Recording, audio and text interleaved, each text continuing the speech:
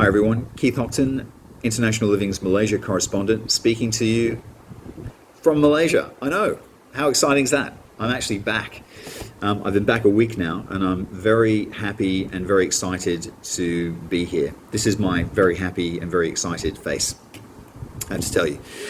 So the process of getting back wasn't as easy as I thought it was going to be. And for those of you who don't know my story, I had to get back to the UK for a family emergency. And of course, it was during shutdown. And getting out was actually quite easy. But of course, then I had to get back into Malaysia during shutdown as well. And that process proved a little bit more daunting. So what you have to get to be allowed back in for all MM2Hs who are out there stranded is a letter from MOTAG, not immigration. At this moment in time, you need a letter from MOTAG. MOTAG are in charge of MM2Hs getting back into the country.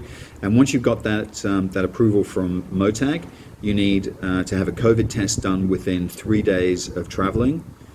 Not easy, not an easy feat by any means. And there's a great story to that too, but that's for another time. And once you have those two documents, you can book your flight and effectively turn up at the airport. And I did all of that, but then 3 days before I was about to leave, I had an email from immigration saying that they were in charge of the process and that I wasn't allowed to leave. So it all got very confusing. And in the end, what I decided to do was just turn up with my MOTAG letter, my current COVID test, and another letter that I downloaded from the MOTAG website, which is in Malay, which basically says that MOTAG is still in charge of all MM2Hs. The other trick is to book with an airline who's familiar with the process. And I heard that certain airlines were very bad at it, and they were refusing to allow MM2Hs on board. But I did hear that Qatar was very good at it, and they'd let MM2Hs in. So those were the guys that I went through. I was trying to even up the odds a little bit. So those were the guys I went to, and I have to say that Qatar were absolutely fantastic, very professional.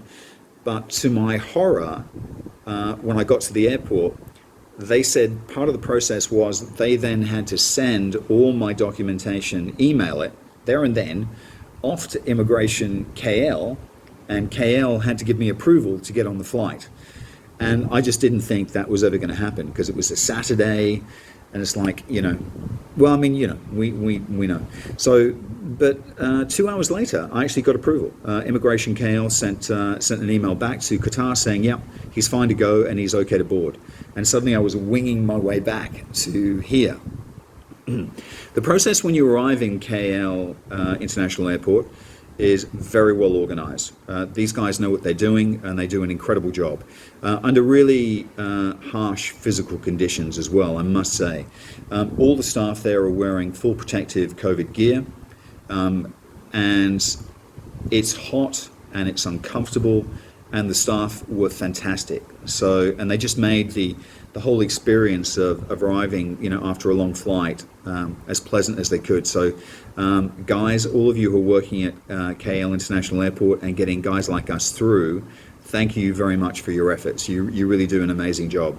My hat's off to you. So that was the basic process. And of course, now the questions we're getting are, well, what's happening with MM2H? We know, everybody knows that the process is now swapping over from Malaysia Tourism to Malaysian Immigration. And that's where the issues are. And currently, all MM2H applications, new applications, and current applications have been suspended, they say, until January 2021. The good news is, guys, is that we have it on good authority that that's not going to be the case, and that all new applications, current, that are in the system, and that all new applications, you guys thinking about applying, are all going to be going ahead within the next few weeks.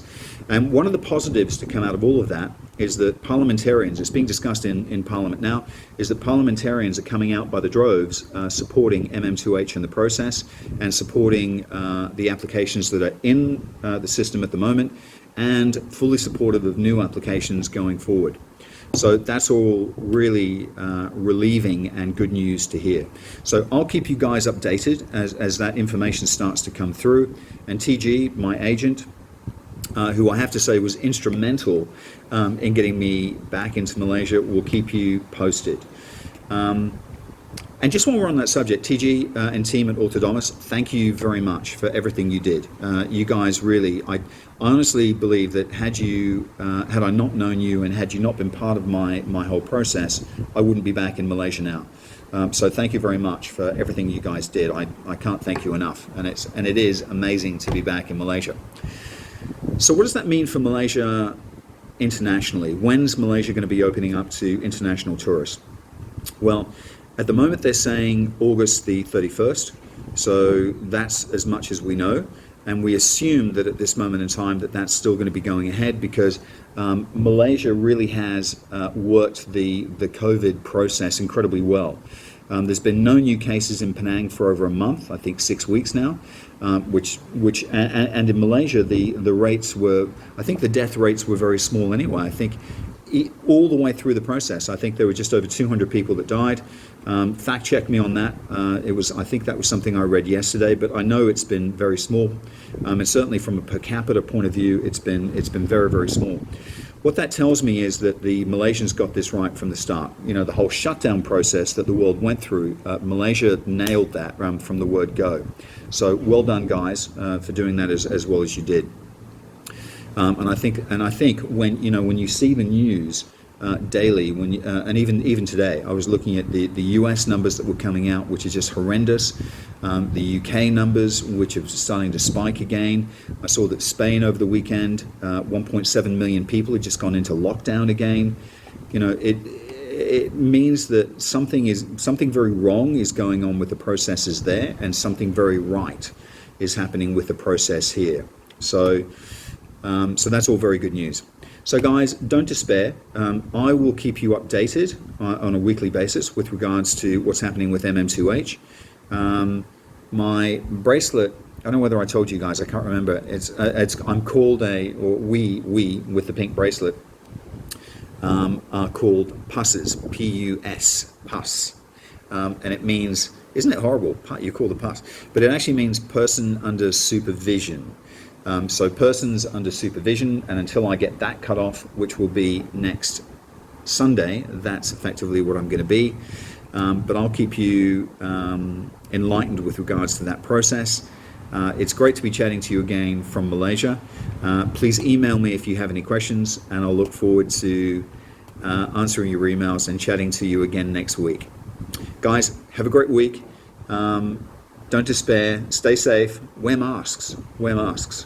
And I'll tell you my mask story at the next time I video, which is it's hilarious, by the way. And the COVID testing, it's all linked in. The COVID and the mask testing, it's all linked in. Okay, guys, take care, and I'll speak to you again. Bye.